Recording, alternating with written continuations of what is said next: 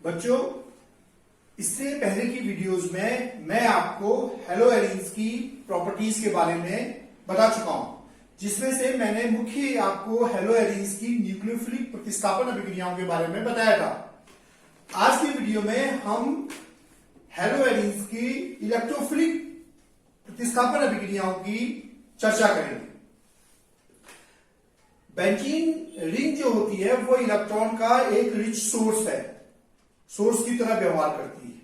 और कोई इलेक्ट्रोफाइल का मतलब है जो इलेक्ट्रॉन स्नेही है, इलेक्ट्रोफाइल जो है वो क्या करता है, बेंजीन रिंग पर अटैक कर सकता है, आक्रमण कर सकता है।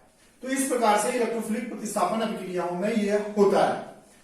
तो सबसे पहली जो हमारी इलेक्ट्रोफिलिक प्रतिस्थापन अभिक्रिया है वह है हैलोजनीकरण, यानी कि हैलोजनेशन। हैलोजनेशन तो क्या होता है, जब हम कोई एरिल हैलाइड लेते हैं, जैसे हमने क्लोरोबेंजीन लिया और इसकी अभिक्रिया हमने क्लोरीन से कराई। क्लोरीन यहां पर इलेक्ट्रोफाइल है और यह अभिक्रिया FeCl3 की उपस्थिति में होती है, आयरन क्लोराइड की उपस्थिति में। तो ये जो क्लोरीन है, अब हमने एक चीज और पढ़ी है कि जो बेंजीन रिंग में ऑलरेडी प्रेजेंट ग्रुप होता है वो डिसाइड करता है कि जो इनकमिंग ग्रुप है वो कहां पे आएगा। तो जो डायरेक्टिव इन्फ्लुएंस ऑफ ग्रुप्स हमने पढ़ा है, समदैशिक प्रभाव ग्रुप्स का, तो इसमें जो क्लोरीन ग्रुप होता है, क्लोरीन जो होता है एटम, ये क्या करता है, ये ऑर्थो पैरा डायरेक्टिंग होता है, यानी कि जो भी इनकमिंग ग्रुप आता है बेंजीन रिंग में, तो क्लोरीन उसको कहां पे स्थान देता है, ऑर्थो पैरा पोजीशन पे स्थान देता है। ऑर्थो पोजीशन होती है 2 नंबर और पैरा पोजीशन होती है 4 नंबर, 1 2 और 1 4। तो ये जो क्लोरीन जब इस पे अटैक करेगा तो हमारा क्या बनेगा, ये 1 2 नंबर पे क्लोरीन बनेगी, आ जाएगी, और 4 नंबर पे क्लोरीन आ जाएगी बेंजीन रिंग में। तो इस तरह से हमारा 1 2 डाइक्लोरोबेंजीन, ये क्लोरोबेंजीन है, देखिए नाम लिखने बहुत जरूरी है, क्लोरोबेंजीन, ये 1 2 डाइक्लोरोबेंजीन है। और इसका दूसरा नाम ऑर्थो डाइक्लोरोबेंजीन हम इसे कह सकते हैं, ऑर्थो डाइक्लोरोबेंजीन। और ये जो बना है हमारा, ये बना है 1 4 डाइक्लोरोबेंजीन, 1 4 डाइक्लोरोबेंजीन। इसको हम पैरा डाइक्लोरोबेंजीन कह सकते हैं, पैरा डाइक्लोरोबेंजीन। ये जो है ये मेन प्रोडक्ट होता है, यहां पे मुख्य उत्पाद होता है पैरा वाला, ऑर्थो वाला कुछ कम मात्रा में मिलता है। तो इस तरह से हमारी हैलोजनीकरण अभिक्रिया होती है। अब हम इलेक्ट्रोफिलिक प्रतिस्थापन अभिक्रियाओं में ही दूसरी अभिक्रिया की चर्चा करते हैं, जिसको हम नाइट्रेशन अभिक्रिया कहते हैं। तो ये आपने नोट कर लिया होगा। दूसरी जो अभिक्रिया है वो है नाइट्रेशन, नाइट्रीकरण। दूसरी अभिक्रिया है हमारी इसी इलेक्ट्रोफिलिक प्रतिस्थापन के अंतर्गत नाइट्रीकरण।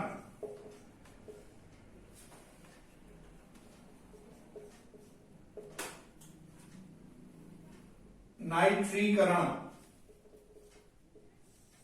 नाइट्रेशन। तो नाइट्रेशन में क्या होता है हमारा, हम हेलोएरीन की अभिक्रिया, जैसे क्लोरोबेंजीन है, इसकी अभिक्रिया हम कंसंट्रेटेड नाइट्रिक अम्ल से करते हैं और कंसंट्रेटेड सल्फ्यूरिक अम्ल की उपस्थिति होती है।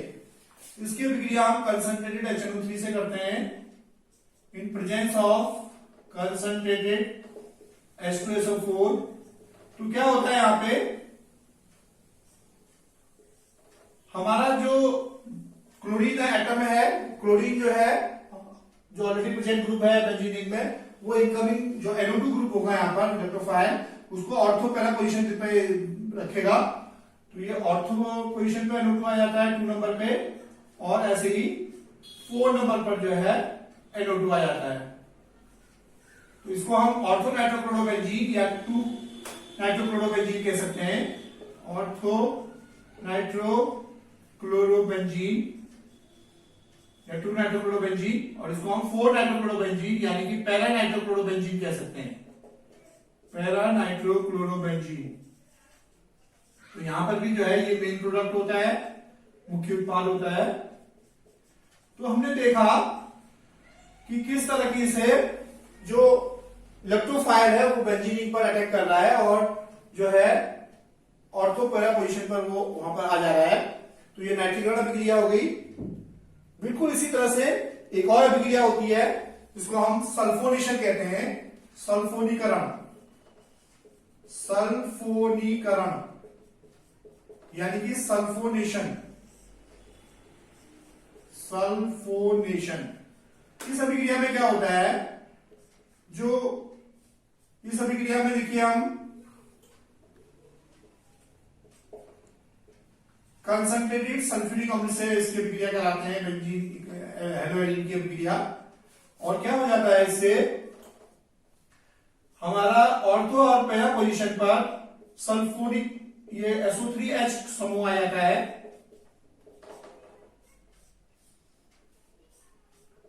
टू नंबर पे और 4 नंबर पे यहां पे क्या आ जाएगा, SO3H ये आएगा।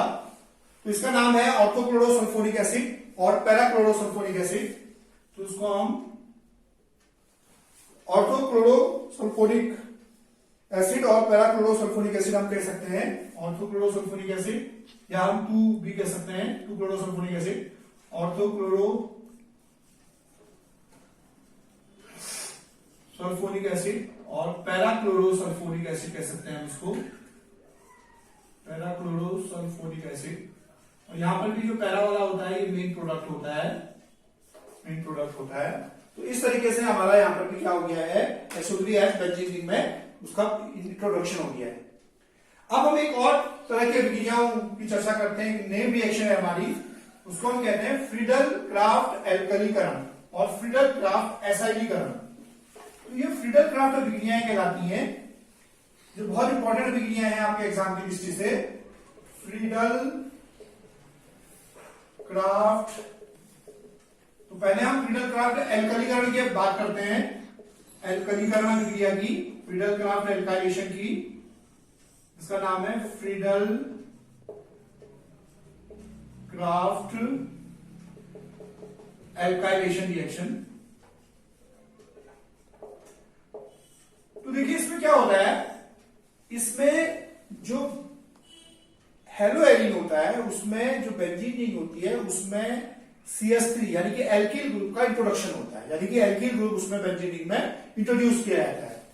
तो इसकी अभिक्रिया देखिए, ये हमारा क्लोरोबेंजीन है, क्लोरोबेंजीन है।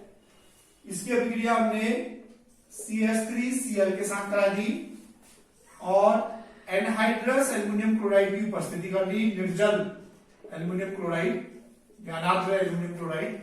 तो क्या होगा देखिए, ये जो CH3 ग्रुप है वो बेंजीन रिंग में इंट्रोड्यूस हो जाएगा और हमारा बन जाएगा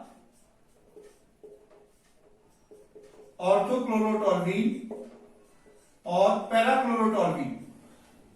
2 नंबर पे और 4 नंबर पे CH3 ग्रुप आ गया, तो इसको हम कहते हैं ऑर्थोक्लोरोटॉल्वीन या हम इसको 2 क्लोरोटॉल्वीन भी कह सकते हैं, क्योंकि हम जानते हैं देखिए बेंजीन रिंग के ऊपर केवल CH3 होगा तो उसको हम टॉल्वीन कहते हैं।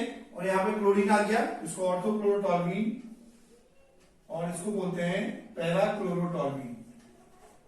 यहाँ पे भी पैरा वाला जो होगा मेन प्रोडक्ट होगा, ये मेन प्रोडक्ट होगा। तो ये फ्रीडल क्राफ्ट एल्कलीकरण अभिक्रिया है। यहाँ पर आप CH3 की जगह C2H5Cl भी ले सकते हैं, कोई भी एल्किल ग्रुप कोई भी ले सकते हैं। तो ये C2H5 लेंगे तो यहाँ पे C2H5 आ जाएगा। तो इस तरीके से हमारी जो है फ्रीडल क्राफ्ट एल्कलीकरण अभिक्रियाएं होती है। इसी का जो दूसरा भाग है वह है फ्रीडल क्राफ्ट एसाइलीकरण, फ्रीडल क्राफ्ट एसिडीकरण, Friedel Crafts acylation, acylation, Friedel Crafts acylation. इसमें क्या होता है देखिए, फ्रीडल क्राफ्ट एसाइलेशन रिएक्शन में क्या होता है, एसाइल ग्रुप यानी कि COCH3 ग्रुप आता है बेंजीन रिंग में। देखिए कैसे होगी अभिक्रिया, क्लोरोबेंजीन की अभिक्रिया हम कराएंगे CH3COCl से। इसका नाम है, इसका नाम एथिल क्लोराइड था, इसका नाम है एसिटिल क्लोराइड। इसका आप नाम लिख सकते हैं पर मैथिल क्लोराइड, इसका नाम है एसिटिल क्लोराइड। तो जब हम एसिटिल क्लोराइड का इसमें रिएक्शन करेंगे तो हमारा 2 नंबर पे और 4 नंबर पर COCH3 ग्रुप आ जाता है। ये इस तरह से हमारी जो है 2 नंबर पे और 4 नंबर पे SI ग्रुप यानी कि COCH3 ग्रुप हमारा क्या हो जाता है, इंट्रोड्यूस बेंजीन रिंग में हो जाता है।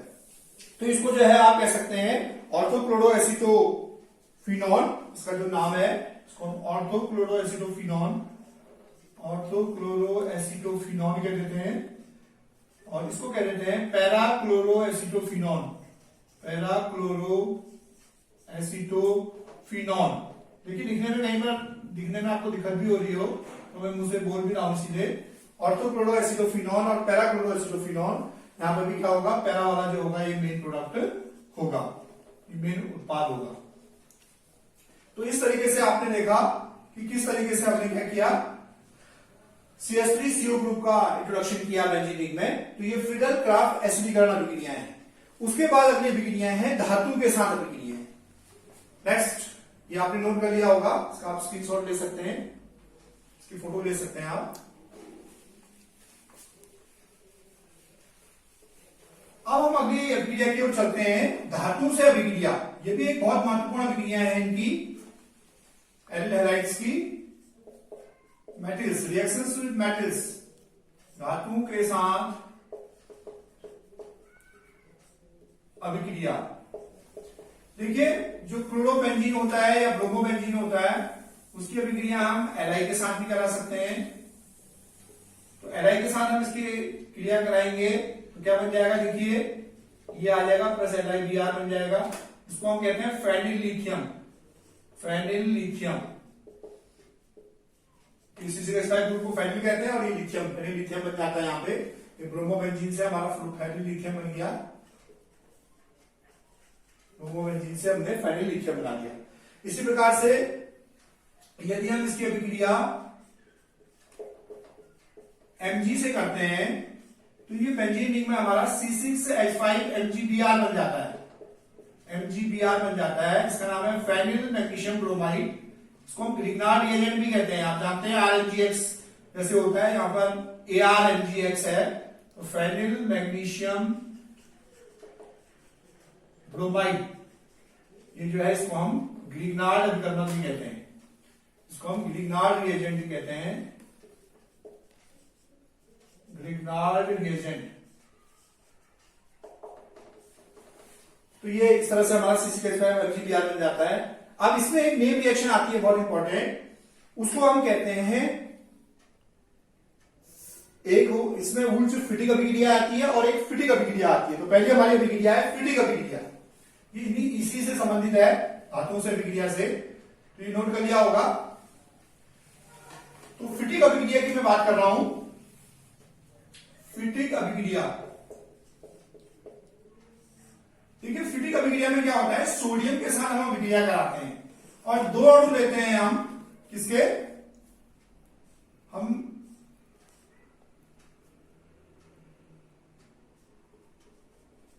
हेलो एरिन के 2 अणु लेते हैं और 2 अणु सोडियम के लेते हैं, प्लस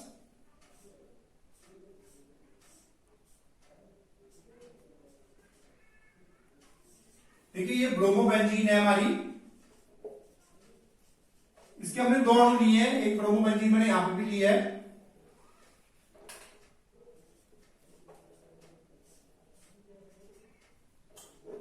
एक ब्रोमोबेंजीन हमने यहां पे भी लिया, देखिए 2 अणु लिए हैं इसके। लिए आपको याद करने की दृष्टि से लिखा है ऐसे, आप सीधे भी लिख सकते हैं इसको।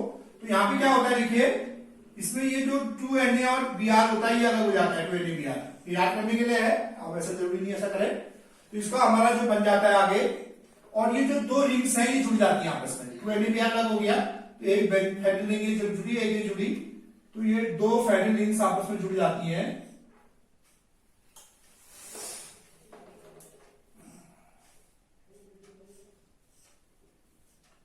एक रिंग है और दूसरी रिंग जुड़ गई इसमें, दूसरी रिंग जुड़ गई, इसको हम डाइफेनिल या बाइफेनिल भी कह देते हैं, डाइफेनिल या बाइफेनिल कह देते हैं। तो देखिए 2 अणु ब्रोमोबेंजीन के लिए और ये 2NaBr अलग हो जाएगा, इसको आप नीचे माइनस करके भी कर सकते हैं। इस तरह से हमारी ये फिटिक अभिक्रिया बन जाती है। इसी अभिक्रिया में हम एक दूसरी अभिक्रिया इसमें आती है नेम रिएक्शन, उसका नाम है वुड्स फिटिक अभिक्रिया। वो भी बहुत इंपॉर्टेंट है, वुड्स फिटिक अभिक्रिया। देखिए बहुत आसान है याद करने के लिए। जब हम दोनों एल्किल हैलाइड ले रहे हैं तो हमारा जो अभिक्रिया है उसको हम फिटिक अभिक्रिया कह रहे हैं। और जब हम एक एल्किल हैलाइड लेंगे, एक तो हमने एल्किल हैलाइड ही लिया, एक हमने एल्किल हैलाइड लिया,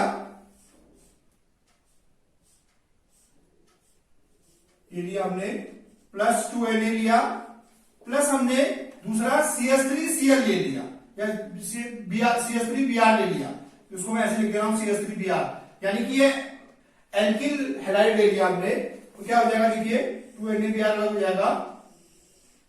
अच्छा, ये जो इसमें उपस्थिति होती है शुष्क ईथर की उपस्थिति लिख लीजिए एरो के ऊपर, यहां पे भी शुष्क ईथर की उपस्थिति होती है इसमें, तो ये बन जाएगा देखिए यहां पे CH3 आ जाएगा, तो यहां पे ये टॉल्यूइन बन गया, प्लस 2NaBr अलग हो गया। तो देखिए जब हम दोनों एल्किल हैलाइड लेंगे तो फिटिक अभिक्रिया कहलाएगी, एक एल्किल हैलाइड और एक एल्किल हैलाइड लेंगे तो ये क्या बन जाएगी हमारी वुड्स फिटिक अभिक्रिया, वुड्स फिटिक अभिक्रिया बन जाएगी। ब्रोमोबेंजीन है यहां पे, ये मैथिल ब्रोमाइड है, ब्रोमोमीथेन कह सकते हैं इसको, और इस तरीके से यह अभिक्रिया हमारी क्या हो जाएगी संपन्न होगी शुष्क ईथर की उपस्थिति में। ऐसी एक अभिक्रिया कॉपर के साथ होती है, यदि हम यहां पर कॉपर लगा देंगे तो Cu2Br2 अलग हो जाएगा और बाइफेनल बन जाएगा, उस अभिक्रिया को अल्मेन अभिक्रिया कहते हैं। यदि हम Na की जगह पर यहां पे Cu रख देंगे कॉपर, तो बिल्कुल ऐसी अभिक्रिया होगी, ये बनेगा प्लस Cu2Br2 बन जाएगा और उस अभिक्रिया का नाम अल्मेन अभिक्रिया होता है। तो बिल्कुल इसी की तरह है, केवल Na की जगह पर आपको Cu लेना है, बाकी अभिक्रिया यहां Cu2Br2 बन जाएगा, बाकी अभिक्रिया हमारी क्या होगी सेम होगी। एक लास्ट अभिक्रिया है इसकी अपचयन अभिक्रिया। जब हम क्लोरोबेंजीन का अपचयन करते हैं तो हमें बेंजीन मिलती है, तो जो लास्ट अभिक्रिया है इसको आप नोट कर लीजिए, अपचयन अभिक्रिया है। इसमें क्या होगा देखिए, क्लोरोबेंजीन लेते हैं हम, उसका जब हम अपचयन करते हैं तो हमें बेंजीन प्राप्त होती है, HCl अलग हो जाएगी। ऐसा जो है लिथियम एल्युमिनियम हाइड्राइड इस प्रोडक्ट की उपस्थिति में, या सोडियम निकिल एल्युमिनियम मिश्र धातु की उपस्थिति में, निकिल एल्युमिनियम मिश्र धातु की उपस्थिति में ये अपचयन होते हैं इसमें, या NaOH होता है खाली NaOH, इनकी उपस्थिति में हमारा क्या हो जाता है, या लिथियम एल्युमिनियम हाइड्राइड, ये जो क्लोरोबेंजीन है ये किसमें बदल जाती है, बेंजीन में बदल जाती है। अब इसके उपयोग थोड़ा सा नोट कर लीजिए।